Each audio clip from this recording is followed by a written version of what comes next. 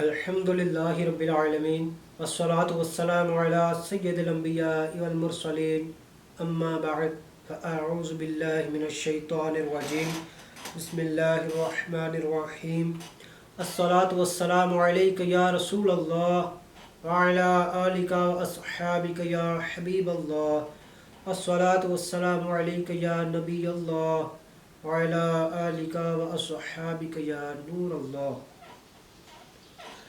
حضرت سیدنا ابو یعقوب طبری علیہ رحمۃ اللہ الغنی فرماتے ہیں، ایک دفعہ میں ملک شام کے ارادے سے سفر پر نکلا تو ایک بے آب و گیا میدان میں چند روز اس طرح گزرے کہ میں ہلاکت کے قریب پہنچ گیا۔ اسی حالت میں نے دو راہب اس طرح چلتے دیکھے گویا وہ اپنے گھروں سے نکل کر کسی قریبی گرجا گھر کی طرف جا رہے ہوں۔ میں ان کے طرف گیا اور ان سے پوچھا، آپ کہاں جا رہے ہیں؟ انہوں نے کہا، ہم نہیں جانتے۔ میں نے پوچھا، کہاں سے آ رہے ہیں؟ جواب دیا، ہم نہیں جانتے۔ میں نے پوچھا، کیا آپ جانتے ہیں کہ آپ کہاں ہیں؟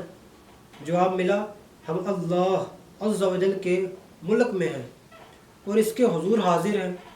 میں نے اپنے دل میں کہا، یہ دونوں راہب تجھ سے زیادہ حقیقی متوکل معلوم ہوتے ہیں۔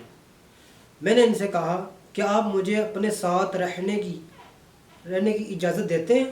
کہنے لگے، آپ کی مرضی۔ پھر ہم چلنے لگے۔ جب شام ہوئی تو وہ نماز کے لیے کھڑے ہو گئے اور میں نے بھی تیمم کیا اور نماز مغرب ادا کی۔ وہ مجھے تیمم کر کے نماز پڑھتے دیکھ کر متعجب ہوئے۔ جب وہ نماز سے فارغ ہوئے تو ایک نے زمین کو کریدا تو اس سے پانی کا چشمہ جاری ہو گیا اور اس کے پہلو میں کھانا رکھا ہوا تھا۔ مجھے اس پر بڑا تعجب ہوا۔ پھر انہوں نے مجھے کہا، قریب آئیں اور کھائیں پئیں۔ ہم نے کھایا اور پانی بھی پیا۔ میں نے پانی سے وضو کیا، اس کے بعد وہ پانی رک گیا۔ پھر وہ دونوں نماز کے لیے کھڑے ہو گئے اور میں علیحدہ نماز پڑھنے لگا یہاں تک کہ صبح ہو گئی۔ میں نے نماز فجر ادا کی، پھر وہ دونوں اٹھ کھڑے ہوئے اور رات تک چلتے رہے۔ میں بھی ساتھ ہی تھا۔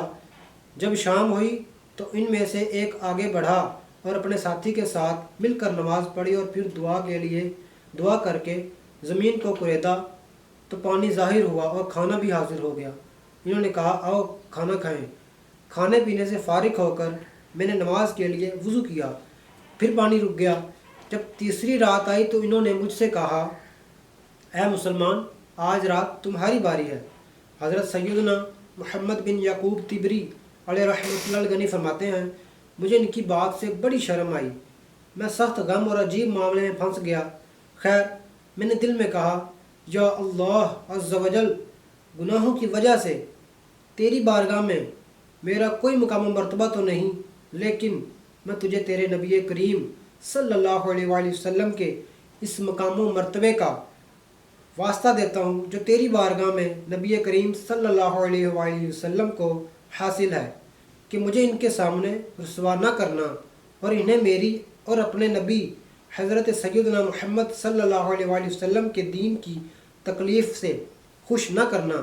فرماتے ہیں، اچانک ایک چشمہ جاری ہو گیا اور کثیر کھانا بھی حاضر ہو گیا۔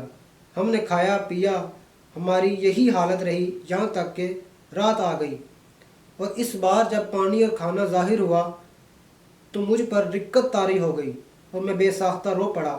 وہ بھی رونے لگے۔ روتے روتے ہماری آوازیں بلند ہو گئیں۔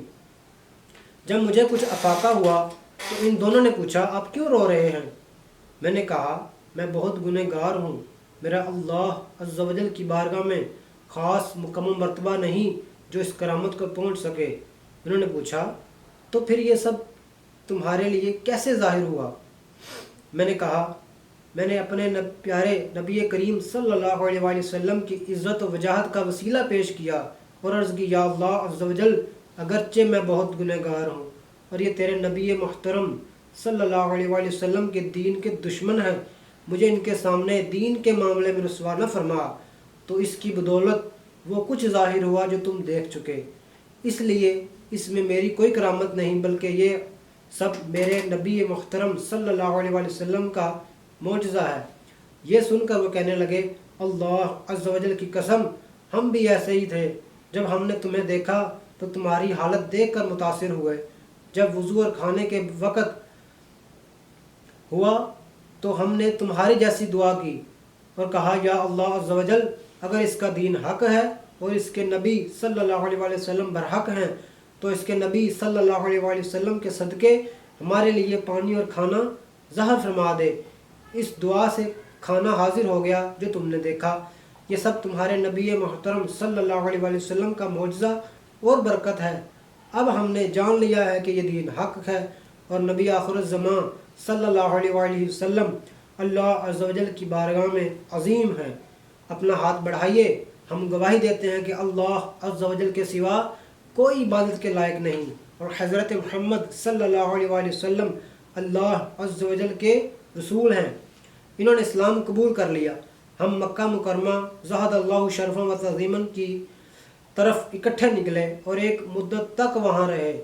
پھر جب ہم شام کی طرف روانہ ہوئے تو جدا ہو گئے۔ اللہ عز و جل کی قسم جب بھی مجھے یہ واقعہ یاد آتا ہے دنیا میری نظروں میں حقیر ہو جاتی ہے۔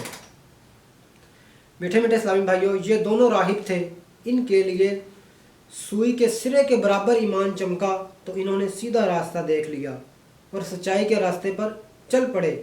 اور اے مسکین، غور کر، تیری عمر اللہ عز و جل کی نافرمانیوں میں کٹ گئی، تیری زندگی خسارے میں گزر گئی، پھر بھی تو دریائے غفلت میں غوطہ زن ہے۔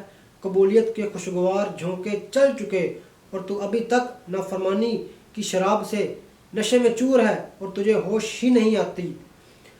ہماری بارگاہ میں اخلاص اور تصدیق کے لیے جلد حاضر ہو جا، بے شک ہم نے تیرے لیے راہ ہدایت کو کھول دیا۔